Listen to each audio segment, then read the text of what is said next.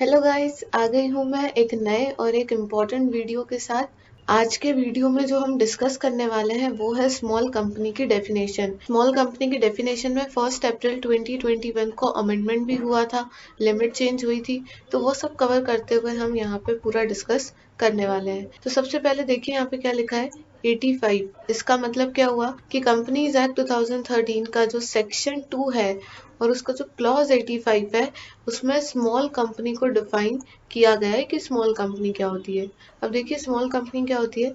Means a company. Small company एक ऐसी company है other than a public company, मतलब ऐसी कंपनी जो पब्लिक कंपनी नहीं है वो स्मॉल कंपनी होगी। तो अगर हम इसका सीधा सीधा इंटरप्रिटेशन देखें तो ये बोल रहा है कि एक प्राइवेट कंपनी का ही टाइप होता है स्मॉल कंपनी। डेफिनेशन में आगे बढ़ने से पहले एक और इम्पोर्टेंट चीज समझ लेते हैं। वो जो फर्स्ट लाइन है वो आपके लिए और इजी हो जाए उसके लिए हमने ये चार्ट बनाया है। इसमें देखिए क्या लिखा है कि सबसे पहले कंपनी। अब कंपनी दो टाइप की हो सकती है, या तो वो प्राइवेट कंपनी होगी या फिर वो पब्लिक कंपनी होगी। प्राइवेट कंपनी भी तीन तरीके से आप बाइफरकेट कर सकते हैं। पहला ओपीसी मतलब वन पर्सन कंपनी, दूसरी स्मॉल कंपनी जो कि हम यहाँ पे पढ़ने वाले हैं, और थर्ड क्या रहेगी प्राइवेट कंपनी। तो प्राइवेट कंपनी को जब आप तीन तरीके से बाइफरकेट करेंगे तो हम ये कहेंगे कि एक हो सकती है one person company. Small company की डेफिनेशन में जो लिमिट्स दी गई है अगर आप वो फुलफिल कर दो तो वो कंपनी क्या बन जाएगी, स्मॉल कंपनी। अगर आप ना ही ओपीसी है ना ही स्मॉल कंपनी है तो फिर आपको नॉर्मली जनरली प्राइवेट कंपनी ही बोला जाएगा।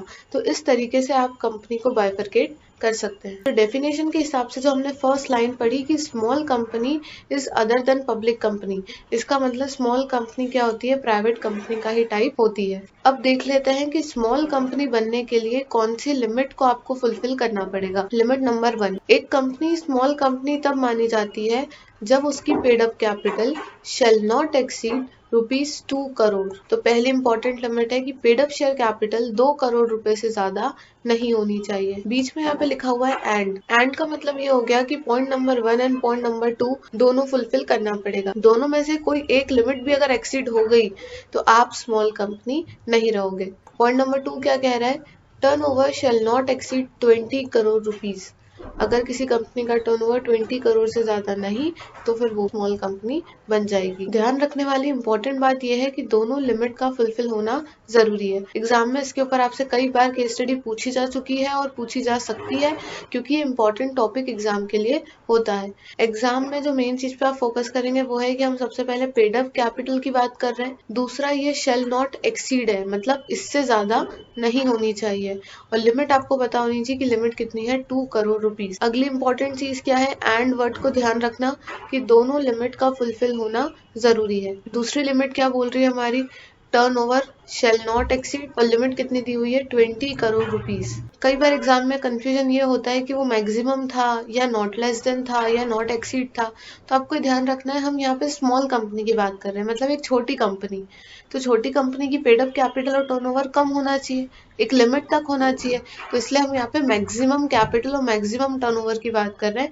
अब ये जो मैंने आपको स्मॉल कंपनी की लिमिट्स बताई ये है फाइनल लिमिट, लेकिन जब भी आप बेयर एक्ट ओपन करेंगे या फिर आप एमसीए के पोर्टल पे जाके एक्ट ओपन करेंगे तो आप देखेंगे कि कुछ इस तरीके का इंटरफेस आपको दिखेगा, और जो पॉइंट नंबर 1 और पॉइंट नंबर 2 में डेफिनेशन लिखी है आपको वो देखने को मिलेगी। कई बार कई स्टूडेंट्स को कंफ्यूजन ये रहता है कि paid up capital 50 lakh rupees वहां पे लिखी हुई है, टर्नओवर 2 करोड़ रुपीज लिखा हुआ है, लेकिन हमने तो ये सुना था कि उसमें अमेंडमेंट हो चुका है, लिमिट 2 करोड़ और 20 करोड़ हो चुकी है जो भी हमने पढ़ी। एक्ट में चेंज क्यों नहीं हुआ, एक्ट में अभी भी पुरानी लिमिट क्यों लिखी हुई है, तो उसका आज रीजन भी हम क्लियर करेंगे। आपको ये ध्यान रखना है कि जो लिमिट मैंने पढ़ा दी है वो करंट में एप्लीकेबल लिमिट है। जब कंपनीज एक्ट 2013 बनाया गया था और उसमें स्मॉल कंपनी की डेफिनेशन डाली गई थी तब वहां पे लिमिट कितनी डाली गई थी, 50 लाख रुपीज। मतलब जब स्टार्टिंग हुई तो 50 लाख रुपीज इन्होंने डाला और वहां पे आगे लिख दिया और such higher amount as may be prescribe, मतलब उन्होंने कहा कि पेड अप कैपिटल 50 लाख से ज्यादा नहीं होनी चाहिए, लेकिन हम फ्यूचर में क्या कर सकते हैं, हायर अमाउंट भी प्रिस्क्राइब कर सकते हैं, और जो 2 करोड़ रुपीस प्रिस्क्राइब किया है वो वही हायर अमाउंट है। क्वेश्चन ये था कि इन्होंने स्मॉल कंपनी की डेफिनेशन में क्यों नहीं चेंज किया, यहाँ पे 50 लाख को 2 करोड़ क्यों नहीं किया जब अमेंडमेंट हुआ। तो आप इस चीज को समझें कि जब भी कोई एक्ट पास होता है तो वो पार्लियामेंट से पास होता है, जो एक्ट को बनाता है वही एक्ट में चेंजेस और अमेंडमेंट कर सकता है। अगर स्मॉल कंपनी की डेफिनेशन पार्लियामेंट से बनी है तो इस 50 लाख की जगह अगर आपको 2 करोड़ लिखना है तो आपको पार्लियामेंट जाना होगा। अब हमें ये छोटी छोटी चीजों के लिए पार्लियामेंट ना जाना पड़े, इसलिए मिनिस्ट्री ऑफ कॉर्पोरेट अफेयर्स ने क्या किया, यहाँ पे एक इनिशियल लिमिट तो डाल दी 50 लाख, और यहाँ पे लिख दिया कि हमें अगर लगा कि हमें हायर अमाउंट प्रिस्क्राइब करना है तो हम हायर अमाउंट प्रिस्क्राइब करेंगे। तो इस वजह से यहाँ पे डेफिनेशन में चेंज नहीं हुआ, लेकिन ये जो यहाँ पे पावर दी हुई थी इस वजह से लिमिट बढ़ चुकी है। तो आपको ये चीज ध्यान रखना है और कंफ्यूज नहीं होना है। आगे क्या लिखा है, which shall not be more than 10 crore rupees.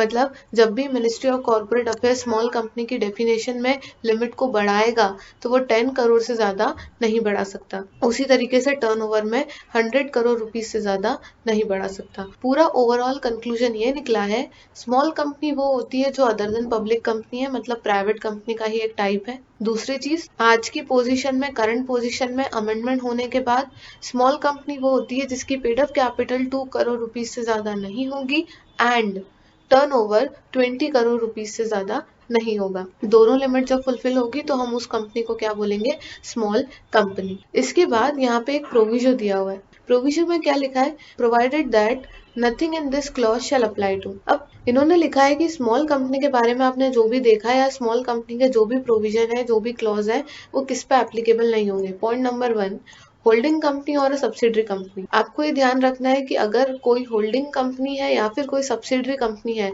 तो वो कभी भी स्मॉल कंपनी नहीं हो सकती। दूसरा, सेक्शन 8 कंपनी जो नॉन प्रॉफिट कंपनी होती है वो कभी भी स्मॉल कंपनी नहीं होगी। और अ कंपनी और a body corporate govern by any special act. अगर कोई भी स्पेशल एक्ट से कोई बॉडी कॉर्पोरेट या कंपनी गवर्न होती है तो वो भी स्मॉल कंपनी नहीं है। अब ये जो लाइन दी है ये तो आप लोग भी पढ़ के समझ सकते थे। इम्पोर्टेंट है रीजन कि इन्होंने इन 3 कंपनी को यहाँ से एक्सक्लूड क्यों किया, ऐसा क्यों बोला कि ये लोग स्मॉल कंपनी नहीं हो सकते। स्मॉल कंपनी का जो कंसेप्ट बनाया गया था उसका एक पर्पस था बेनिफिट्स देना, क्योंकि वो स्मॉल कंपनी है, एक लिमिट तक काम कर रही है तो उसको हम बेनिफिट दें। बेनिफिट कैसे, आप लोगों को पता होगा कि जब हम बैलेंस शीट बनाते हैं तो जब हम फाइनेंशियल स्टेटमेंट बना रहे हैं हमको उसके साथ कैश फ्लो स्टेटमेंट अटैच करना होता है। लेकिन स्मॉल कंपनी के लिए क्या है, एग्जम्पशन है। स्मॉल कंपनी को बोला गया कि आपको कैश फ्लो स्टेटमेंट लगाने की जरूरत नहीं है। उसी तरीके से आपको पता होगा कि जब हम एनुअल रिटर्न फाइल करते हैं तो वहां पे डायरेक्टर एंड कंपनी सेक्रेटरी दोनों साइन करते हैं, लेकिन स्मॉल कंपनी को एग्जम्पशन दी गई कि आप एक पर्सन से ही साइन करवाएंगे। तो ऐसे कई सारे बेनिफिट स्मॉल कंपनी को अवेलेबल है, लेकिन हम नहीं चाहते कि ये बेनिफिट इन कंपनी को अवेलेबल हो, या हम ये चाहते हैं कि ये कंपनी अपने खुद के स्पेसिफिक प्रोविजन फॉलो करे जो उनके लिए बने गए हैं, इसीलिए हमने इनको स्मॉल कंपनी से हटा दिया। जैसे होल्डिंग कंपनी, सब्सिडरी कंपनी, तो हमने कहा कि आपके लिए जो प्रोविजन बने आप वो फॉलो करो, हम आपको स्मॉल कंपनी नहीं मानेंगे। पॉइंट नंबर बी, अगर सेक्शन 8 कंपनी है तो सेक्शन 8 कंपनी के प्रोविजन अपने बने हुए हैं जिसमें उनको अपनी खुद की एग्जम्पशंस दी गई है, इसलिए बोला कि स्मॉल कंपनी आपको भी नहीं मानेंगे। और स्पेशल एक्ट में बनाया गया है, मतलब आपका खुद का अपना एक्ट है जो आपको रेगुलेट कर रहा है, तो इसलिए आप उसी प्रोविजन को फॉलो करो, आपको स्मॉल कंपनी नहीं माना जाएगा। आई होप आपको पूरा टॉपिक बहुत अच्छे से समझ में आया होगा। हमने एक एक चीज बहुत अच्छे से डिस्कस की है, हर एक चीज का इंटरप्रिटेशन भी किया है। अच्छा सुनो, जाते जाते सब्सक्राइब का बटन दबा देना ताकि तुम भी बन जाओ कंपनी लॉ एक्सपर्ट।